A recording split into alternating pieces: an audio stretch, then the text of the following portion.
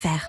Excellence Végétale, association des signes interprofessionnels et officiels pour la filière de l'horticulture, de la fleuristerie et du paysage présente. Sud Radio, tous au jardin. Bonjour Mickaël Mercier. Oui, bonjour. Soyez le bienvenu sur Sud Radio. Vous êtes pépiniériste en Bretagne. Où en Bretagne d'ailleurs ? Alors, je suis pépiniériste à Guitlan, c'est entre Landivisio, Morlaix, Roscoff, c'est dans le Finistère Nord. Oui, c'est une des plus belles côtes de France d'ailleurs, il fallait quand même le souligner. Vous êtes responsable par ailleurs du label rouge Camélia d'excellence végétale. Vous produisez des camélias, 50 000 camélias par an. Comment est-ce possible presque ? On va justement la redécouvrir cette plante parce qu'elle est magnifique. D'abord, décrivez pour ceux qui savent que c'est une fleur mais qui ne voient pas forcément à quoi elle ressemble. Décrivez-nous le camélia. Alors le camélia, c'est une plante qui nous vient initialement d'Asie, qui vient de Chine, du Japon, qui a été importée par les Anglais. C'est donc un arbuste persistant. Ça veut dire qu'il garde ses feuilles et qui donc Même a l'hiver.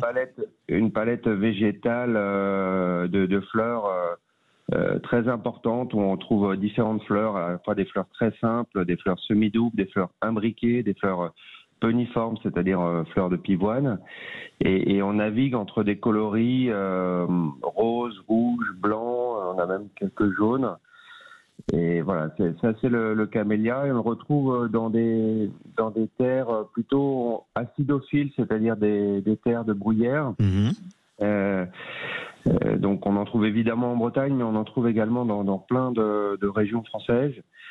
Et ce que les gens savent moins aussi, c'est souvent une découverte, c'est que le théier, c'est un camélia au départ. C'est le Camellia sinensis, et ça c'est vrai que les gens le savent moins. Le thé, c'est du camélia ? Absolument, absolument. Et comme quoi, on aura au moins appris une chose. Vous allez aussi nous apprendre plein de choses sur la production du camélia, aussi l'entretien des camélias dans le jardin. D'abord, à quelle période on les plante ? Alors, on peut les planter. Aujourd'hui, la culture se fait essentiellement en pot. Donc, c'est vrai que le pot a permis la plantation un peu à n'importe quel moment de l'année. Mais le mieux de le planter, c'est à l'automne. Mais souvent, les gens le plantent quand ils ont des week-ends prolongés de printemps. Oui. La seule condition ensuite, c'est de les arroser. Et voilà, mais on peut les planter à n'importe quel moment. Faut pas le planter en plein été parce que là, ça va être compliqué. Mais voilà, en pot, il y a moins de contraintes. Ça demande quel type d'entretien ? En fait, pas grand-chose. En réalité, c'est une plante que vous pouvez planter, presque laisser ensuite, et ça demande vraiment pas beaucoup d'entretien. C'est une plante qui pousse lentement, qui craint pas vraiment beaucoup de parasites. Donc franchement, vous pouvez la laisser. C'est pratique, elle est jolie en plus. Donc c'est quand même un bel investissement pour votre jardin. Il y a des nouvelles tendances ou pas ? Alors oui, il y a des nouvelles tendances, notamment tous les camélias qui sont à petites fleurs, avec des fleurs groupées. Ça, c'est vrai que c'est des vraies tendances actuelles du moment. Et alors le Camellia sinensis, donc le théier revient également. Tout ce qui est, on va dire, plan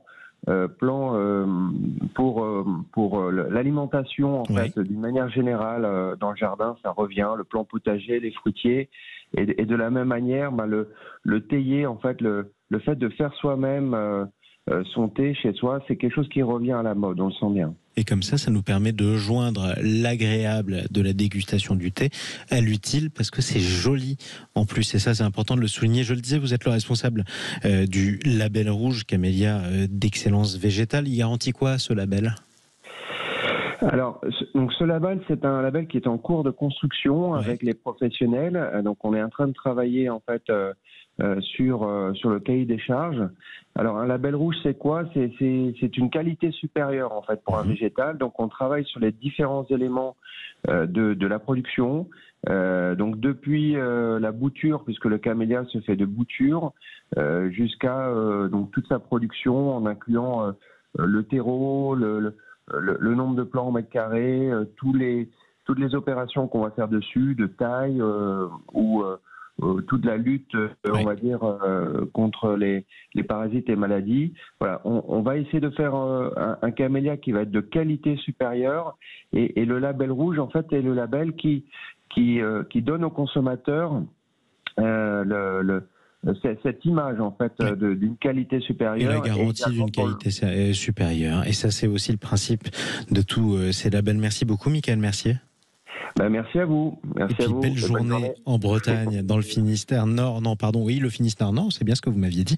Pépiniériste, je le rappelle, responsable du label rouge Camélia d'excellence végétale.